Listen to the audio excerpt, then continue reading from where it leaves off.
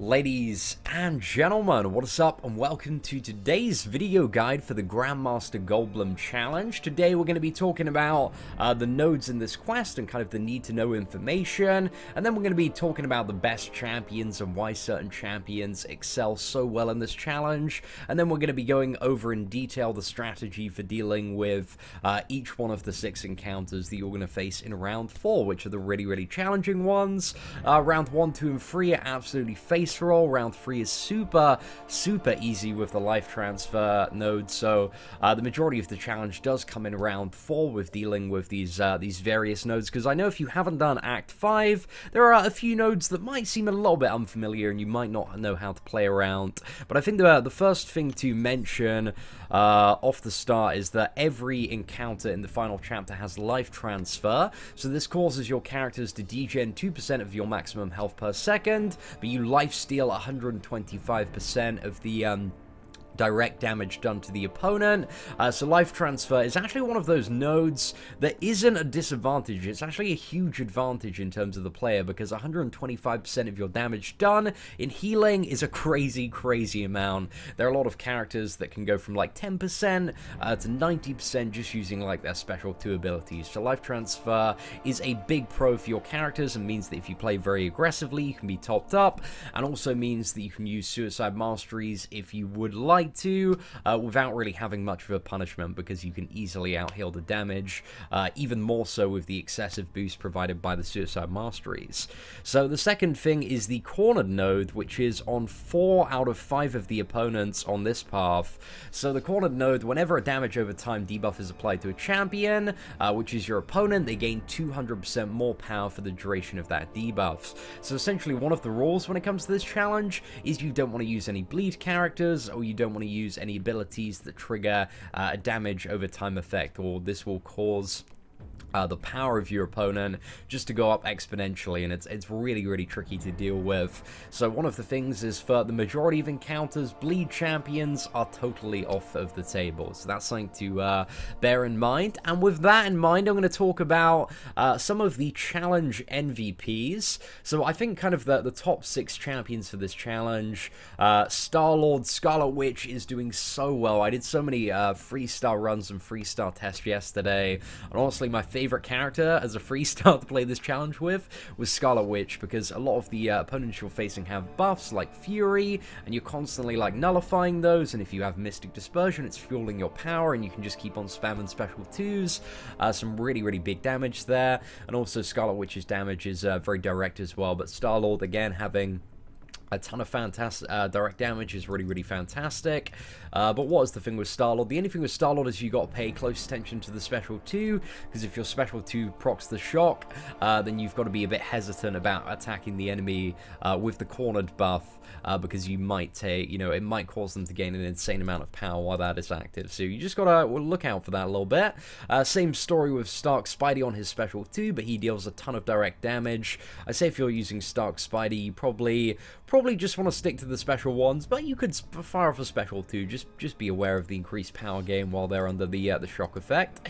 And then Magic is absolutely fantastic for dealing with Doctor Strange and Loki. Really great for that matchup, and also quite good for Angela as well. And Dr. Octopus is fantastic for Doctor Strange and also Loki, because both of these champions have the potential to infinitely lock power. Dr. Octopus's power lock is a little bit more slow to get off, because you need to get to the special 3 to extend it and then just spam the special 1, but Magic's is a little bit more immediate, so I imagine for most people Magic is going to be the best power locking option.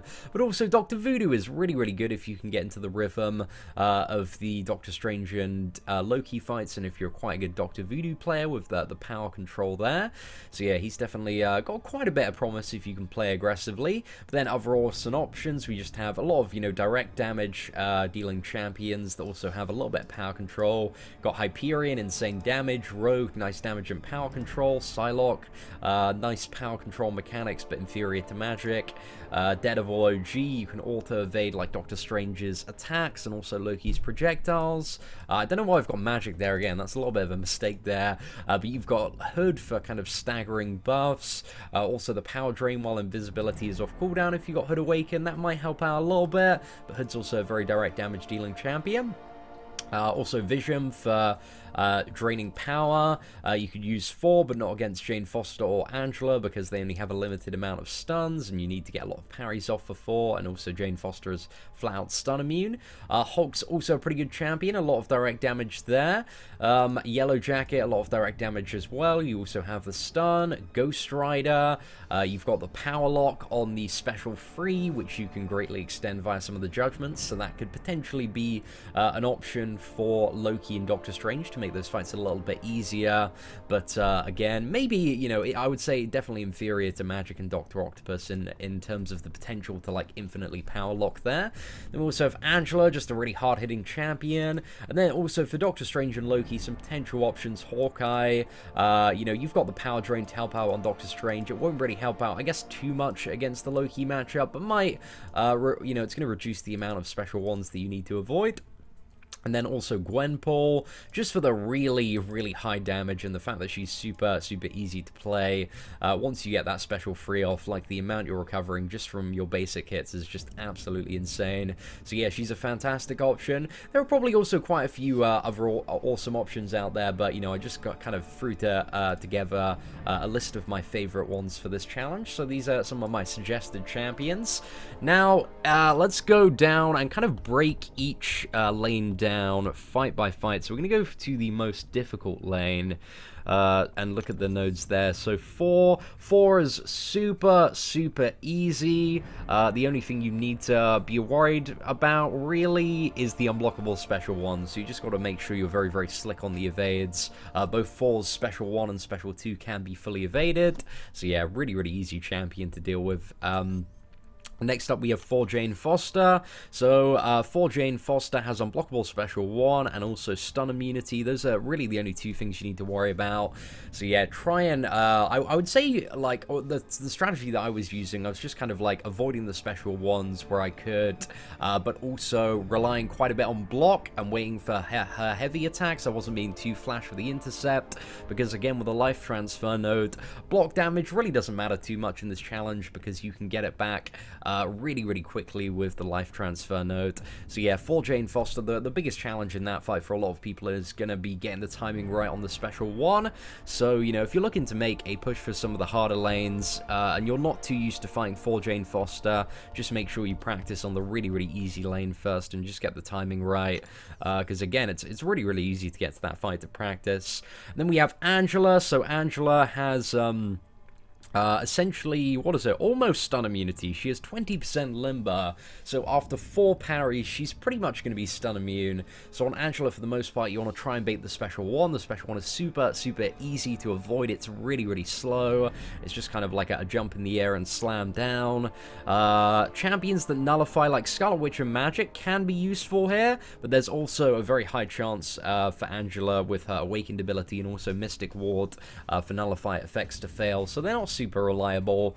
But Angela, again, very, very easy opponent. She has increased regeneration, but it really doesn't matter because it doesn't heal her for too much at all, because it doesn't modify with the kind of scaled health that she has in this quest. So yeah, it really isn't too much of a concern.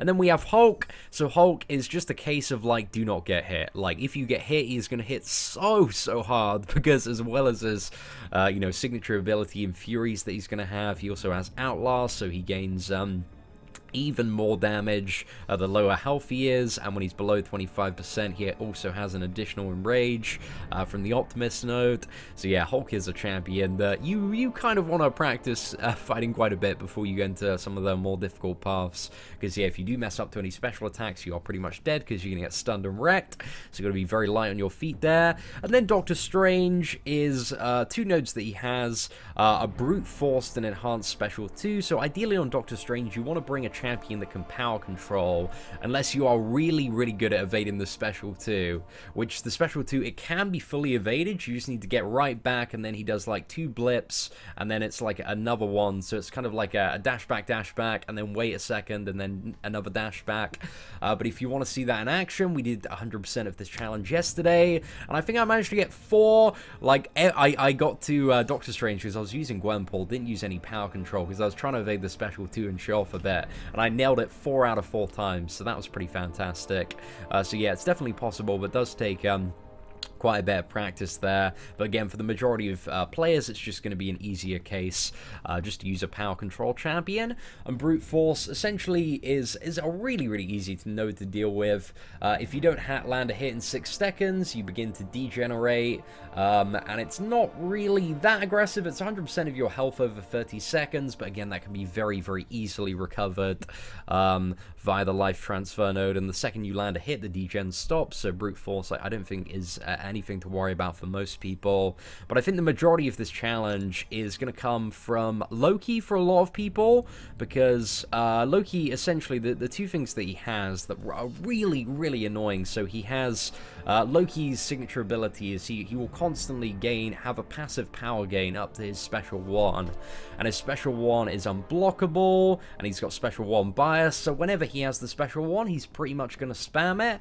And you also have the Bane node, which essentially is a degeneration. So the attacker begins under the effect of a curse, and then it's whichever champion lands the hit first. So if you get the first hit on Loki, the Bane is transferred to him, and after 10 seconds, it's going to be transferred to you unless you've taken a hit, and then you've got to be hitting him as the Bane expires to instantly transfer it over, or you're going to start degenerating based off his current health, and Loki's current health here is 150,000. So while he's at full health, it's about a 3,500 degen per second split into 2 ticks.